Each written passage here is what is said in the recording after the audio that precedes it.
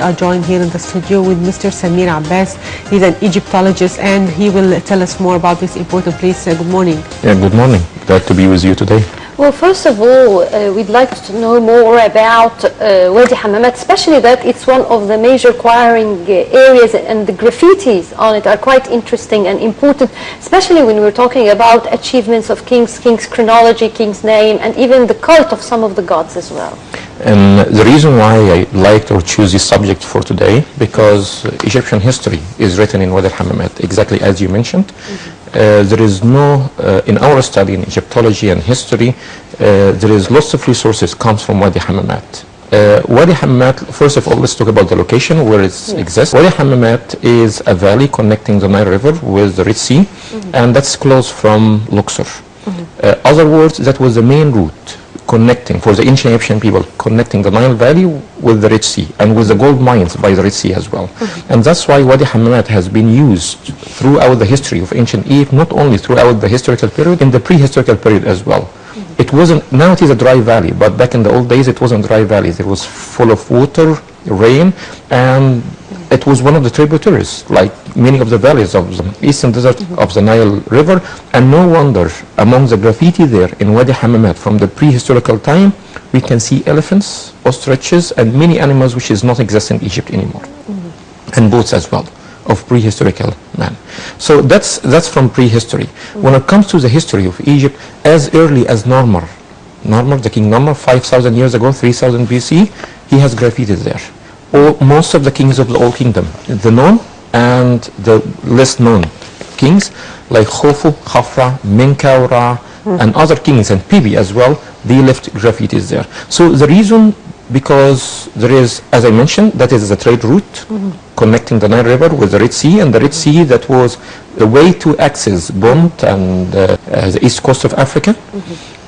Second, because of the gold mines, before the ancient Egyptians, before having control over Nubia, that was their main source of gold. And by the way, there's still gold mines around this area there.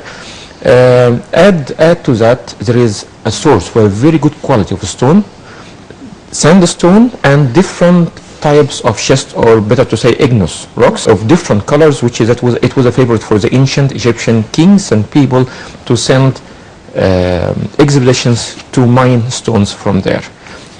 These expeditions, it was large number of people. You know, one of these expeditions, one of the records is 18,000 workers. They made it. That's during the Middle Kingdom. More specified, Amen Imhat leading expeditions of 18,000 workers to cut stones from there. What are the ancient ruins found in this area? So there is lots of graffitis. When I'm talking about graffiti, it's not like a basic writings. No, that's a very detailed text left by ancient Egyptian artists on the walls. Tells the Egyptian history. There is hundreds of them which is found, and it could be other thousand which is not being discovered yet. There is also a very important thing there, which is a workman village. In Egypt, most of the monuments we have, it is pyramids, temples, tombs, something related to the kings. You know, by the way, so the map or the illustration on the screen now, that's one of the greatest. Turin papyrus? Turin papyrus, exactly. Yes. Thanks for Turin papyrus. It was so-called Turin papyrus because it's in Turin Museum now, and that was found in the workman village, which I was talking about. This map is the oldest map found in Egypt. Dates back to the New Kingdom, more specified, the King Ramesses IV or the Fifth. It was found there, and it is detailed map showing the location of gold mines and quarries within this area. So, in going back to the workman village, so we have a great setback in Egyptian history, or big hole in information. It is about knowing about the individuals and the commoner people. We know much about the kings, the high officials, because they left tombs, pyramids, and temples behind, but hardly any reference for the working class, because they haven't built buildings big enough to survive. Our only chance is the workman village in an area like that, and we have only very few of them, and that's one of the sites there which is not well excavated. By some excavations there, we found the oldest map in Egypt. What do you think we can find more when we excavate more in this valley? What about the photograph in front of us right now? So that's one of the coffins, and I assume that's from the schist. It is, accidents happens when quarrying lots of stones, and an accident happens when a coffin has been broken. They cannot take it back to So to which era it dates back? And so it's difficult to know which era because we don't have a hieroglyphic text on this coffin. But my personal assumption that will be the New Kingdom because there was lots of excavation there from the New Kingdom because Luxor was the capital and Middle Kingdom as well that was have lots of interest in this valley. So anyway, so the importance of such pieces is the unfinished products of the ancient Egyptian civilization help us a great deal to understand how they used to do what they are doing. So the quarry marks left behind. The ramps for moving things has been left behind. Some of the tools can be found in the workmen village there as well, and that can help us how they used to do things back in that time. What about the inscriptions? So as I mentioned earlier, Because you've mentioned, but are there certain interesting inscriptions that you'd like to shed light on? there is different photos and illustrations I brought with me for inscriptions. So maybe we can And some switch of these photos. inscriptions, Yeah. which is And there is a map here. you know, that's showing the route map to this area. So which is, you see how Luxor is close from Wadi Hammamat, and just maybe nearly 40 or 50 minutes drive from Luxor, you find yourself in the beginning in this valley. Another 30-minute drive through the valley, you find yourself in the heart of the valley, surrounded with hundreds of graffitis everywhere. So going back to the inscriptions, why this inscription is so important? So in Egyptian history, we had a problem, but this problem has been solved by the ancient Egyptian historians. The Egyptian history written in a way assuming that every king was the beginning of a new era. So when they write down the date back in that time, they will, for example, they will say in the first day of the second month of the third year of the rule of the king Ramesses II. So how we know who came first and last? The only way to know is through the king list, which is left by the ancient Egyptian history, and the other way to know how long each king ruled is through the ticket there, because they tell that is from the reign of the King Ramses year number 20, for example. So that's how we know that Ramses, for example, ruled at least for 20 years. So when we find another text in the same place, in the same valley, which is signed and saying that year number 40, that means that he reigned for 40 years. Yes. Please go ahead. No, I just feel that we need, yes, here it is. So that's like a general photograph of the quarries there, which is showing the activities. That's so much activities for quarrying igneous stones, especially the schist from there. And there is many other photos which is showing detailed hieroglyphic So if we can switch to another photo. So that's an ostrich, running ostrich, and that's telling us how in prehistory there was lots of animals and birds in this valley, which is no longer around Egypt. There was life long ago in this valley. I think it was used. This route was used for trade, right? But can you rephrase what you have This just said? valley was used for trade. It was used for trade, and there was people living there. But in prehistory time, when there was water there, when there was rain, that is not happens in the historical period of Egypt. So the difference between prehistory and history, everything after 3000 BC in Egypt is considered, roughly speaking, considered historical Egypt. Before 3000 BC, that's considered prehistory, before writing, documenting the history. And in that early time, there was rain enough for people to live in these valleys. Well, I'm quite interested in the idea how these quarries, they also reflect religion, because usually there are chapels for the patron god or goddess of the quarry. Thanks for this question, Rasha, because there is no place in ancient Egypt which is without a temple. Exactly like today, there is no place in Egypt today without a mosque or a church. So there is shrines there, and the evidence for that, there is many of these hieroglyphic texts showing a worship of gods and showing giving offerings to God, especially the god Amun-Min, or the god Min, which is that was the main god for the city of Luxor even before Luxor to be the capital of Egypt.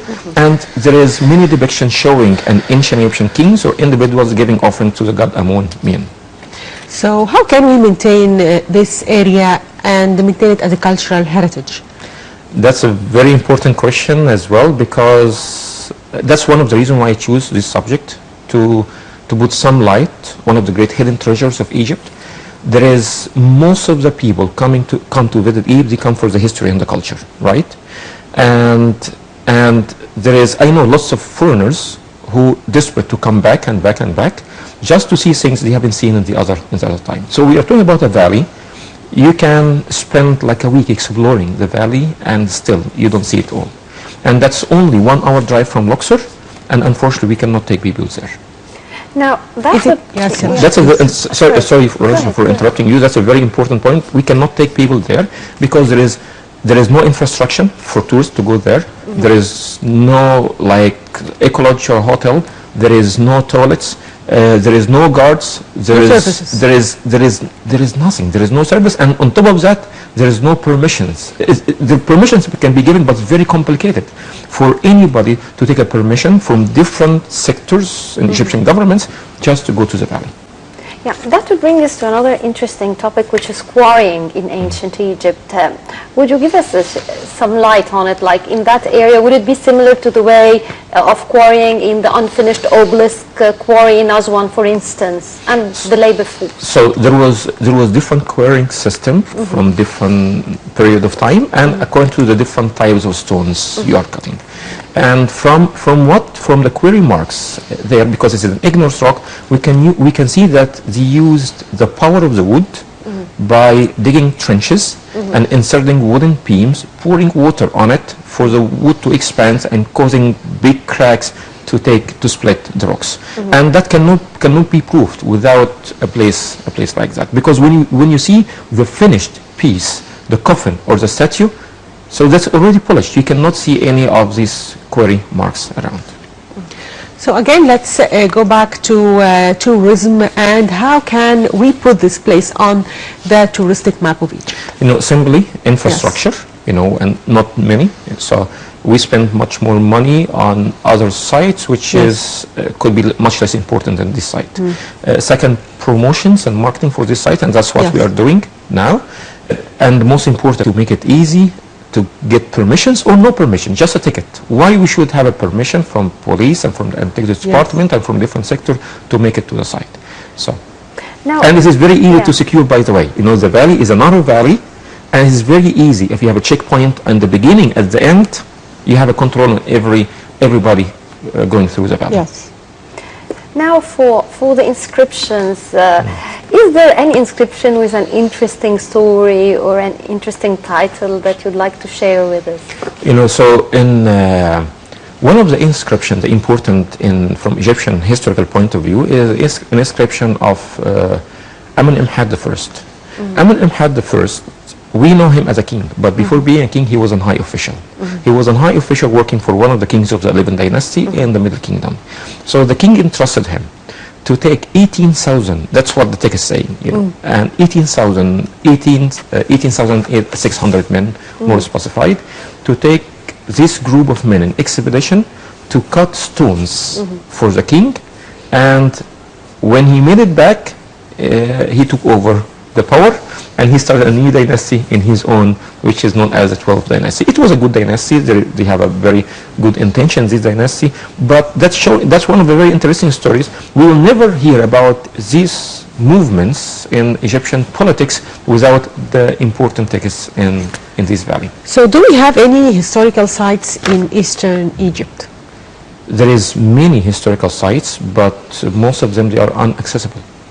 Unfortunately, they are inaccessible, and that's one of the most important sites. So there is also another thing, something else which is interesting about this valley. At the end of this valley lies El Qusayr. El Qusayr is a historical town, which is a port on the Red Sea. And El Qusayr, I have been to El Qusayr many times. El Qusayr is the only port on the Red Sea today which has an Egyptian flavor. Not have a Western resort flavor. It's the only one.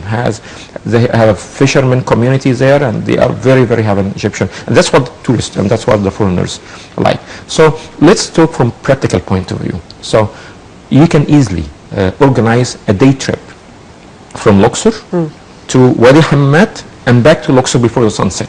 Yes, it's 1 hour, you said. You can even push that further, and you can make a quick visit to Wadi Hammamat and El Qusayr, and there is a medieval fortress in El Qusayr, by the way, and go back to Luxor at the end. It is like going to Alexandria for a day tour and coming back in the same day.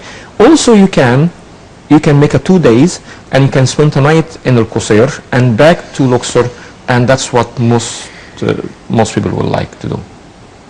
So do you think that this place is protected well by the Ministry of Antiquities, the rocks, all the ruins? Do I have an answer this question? It is left open. and unfortunately, I don't think that is protected well enough. You know, I know the Minister of Antiquities. Yes. Personally. He's a great person, and he was a professor. Yes. I attended many of his classes, and I know that he has great responsibilities. But I think that it's very important to look closely at this site and protecting, keeping the important record of Egyptian history there, excavation, on top of that, make an infrastructure to make it easier for people to go and visit. But when you talk about graffiti on a hill or a top of a mountain, maintaining, like you cannot showcase it, you cannot frame it. So eventually the protective measures will be maximum, putting like maybe a protective layer of glaze or something on it. But to maintain it really in like an open-air museum with showcases, that would be very difficult because it's all hills and caves and so rocks. we have an experience with the Wales Valley in Al-Fayoum. All of these relics of petrified bones, 40 million years old, this is displayed, and because the people who are going there, they understand the value of these things, and they are escorted by tour guides. Maybe that's a good idea. So we have to insist that nobody go there without a tour guide to make sure that nobody will damage the records there. You know, that would be a good idea, having a tour guide escorting them, and insist that nobody can go in his own. It should be through an organized tour and a tour guide to make sure that no damage will happen for these texts. What other places in Egypt you think that the government should pay more attention to it, like this place? And there is many places, and not only the hidden places. Giza as one of the most attractive sites all over the world. Giza pyramid. Yes, you know, it still needs more care. But we all know about Giza pyramids. I'm talking like places like WADI HAMMAMAT. I feel that your question about the places which need an urgent attention, and that's what I'm. No, I mean undiscovered historical undiscovered. places like there is the Hawawish tomb that's in Middle Egypt. It's Hawawish. You know, I know that hardly anybody knows about these tombs. That's what I'm asking about. I don't blame you, but it is beautiful tombs on the mountain cleft, had a great record of Egyptian art and history, and it's not open for visit, and that's one of the sites. Is it different from the Kab tombs? It's different from the Kab tombs, and different than Bani Hassan tombs. And which era does it date? Middle Kingdom. Middle Kingdom. Yes. Yeah. So I'm trying just to to remember what other sites. There is many sites around Fayoum, in the west side of Karun Lake. Yes. There is a beautiful city, an ancient Greek city called the Maya Sabah, with walls. These walls, which is nearly 15 meters height, and could be even higher, 15 to 20 meter height. And this city is from 2,300 years ago, and just lived in the middle of nowhere. There is no protection. There is no proper protection, and these walls could collapse any time because there is no stabilization for these walls. And that's only one. If we have 4x4 car, only 1 hour drive from Cairo, or 1.5 hour drive from Cairo. Yeah, right, in Fayoum. And in Fayoum, in the west bank of Fayoum, because the known part is the east side. I'm talking about the west side. In the west side, we have a monastery, considered a genuine ancient monastery, because most of the monasteries we have it today is like modern building, more like a modern buildings, even from medieval time, not from earlier. But in the early times, they used to live in caves in the mountains. That's what you can see in west of Karun Lake and Abu Lifa Monastery, with Coptic graffitis on the wall. Unfortunately, many of these Coptic graffitis has gone because of treasure hunters. They are going for excavation there. Khosrow Saga temple lies in the same area as well. That's just 1 hour or 2 hour driving from Cairo. Yes. And when you go south of Egypt, there is many other, in the oasis, in the desert oasis like Kharga, Dakhla, and Bahariya. Yes. There is wonderful sites there. You know, some of them, they have been well maintained and renovated, but other sites, they are just left hidden and untouched. Hey, Mr. Samir Abbass, Egyptologist, thank you for being with us today.